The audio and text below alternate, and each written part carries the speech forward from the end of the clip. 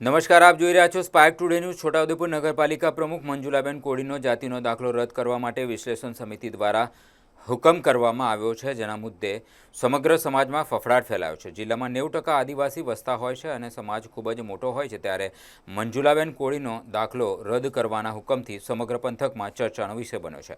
આપેલા આવેદનપત્રમાં જણાવ્યું છે કે પૂર્વ પટ્ટીનો ઇતિહાસ જોઈએ તો 1950 સુધી ગાયકવાડી સરકાર વખતે છોટાઉદેપુર એક અલગ સ્ટેટ હતું। તે સમયે હાલના કવાંટ, છોટાઉદેપુર અને પાવીજેતપુર તાલુકામાં વસવાટ કરતી આદિવાસી પ્રજા કોળી તરીકે ઓળખાતી હતી, જેના પુરાવા છોટાઉદેપુર સ્ટેટના જમીન મહેસૂલ રેકોર્ડ પરથી મળી આવે છે। 1901, 2, 9, 10 અને 9, 1920ના વાર્ષિક વહીવટી અહેવાલો પણ કોળી જાતિના આદિવાસી તરીકે ગણવામાં આવે છે। આ સાથે કુલ આદિવાસી સંસ્કૃતિ અને ઓળખને લગતા 11 જેટલા મુદ્દાઓ પર આવેદનપત્ર આપવામાં આવ્યું હતું।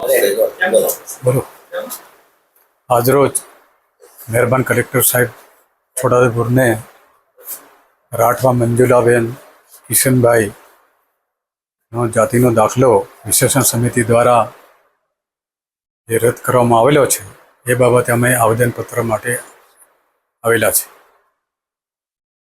જાતિના દાખલા બાબતે વધુ પ્રકાશ પાડતા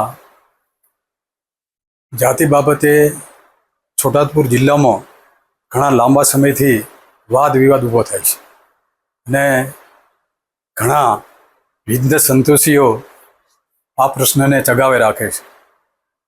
એટલે વિશ્લેષણ સમિતિ દ્વારા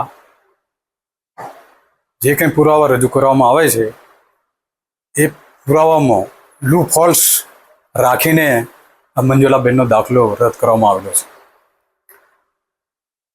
વિશ્લેષણ સમિતિ દ્વારા જો ખરેખર અમારે આદિવાસીના જેટલા બી પેરામીટર્સ છે એ પેરામીટર્સ જોવામાં આવે તો આ છોટાઉદેપુર જિલ્લામાં વસતા આદિવાસીઓના જે પ્રશ્નો વારે ઘડીએ ઉપસ્થિત થાય છે તેનું સોલ્યુશન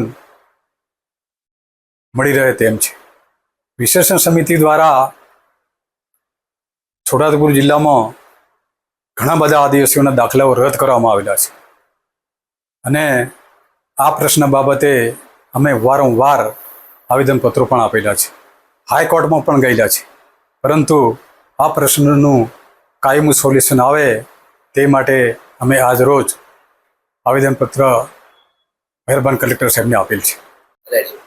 આજ રોજ નગરપાલિકાના પ્રમુખ શ્રી મંજુલાબેન કિશનભાઈનો જે દાખલો વિશ્લેષણ કમિટીએ રદ કર્યો છે એના માટે અમે કલેક્ટર સાહેબને આવેદનપત્ર આપવા આવ્યા છીએ।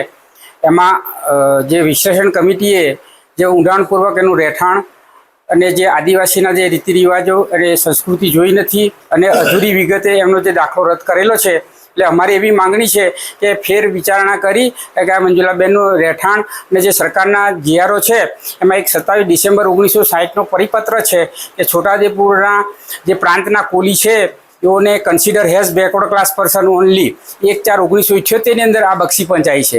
બક્ષીપંચમાં રાઠવા કોલીને કઈ રીતે લીધા એનો કોઈ મળતું નથી, સરકાર પાસે પણ આ જીઆરઓ નથી, પરંતુ સરકારી જમીન જે 1 માર્ચ 1960ને રોજ આપી યાદી બનાવી એ આદિવાસી હતા એટલે કબજા હકની રકમ લઈને આપી છે। એટલે અમારી માંગણી એવી છે કે જે વિશ્લેષણ કમિટી છે પૂરતા એનું રહેઠાણ કે પૂરતા પુરાવા જોયા વગર થોડા પુરાવાથી જે વિશ્લેષણ કમિટી જે રદ કર્યો છે એ દાખલો ફેર વિચારણામાં લઈ અને ચાલુ કરી આપે એવી અમારી માંગણી છે।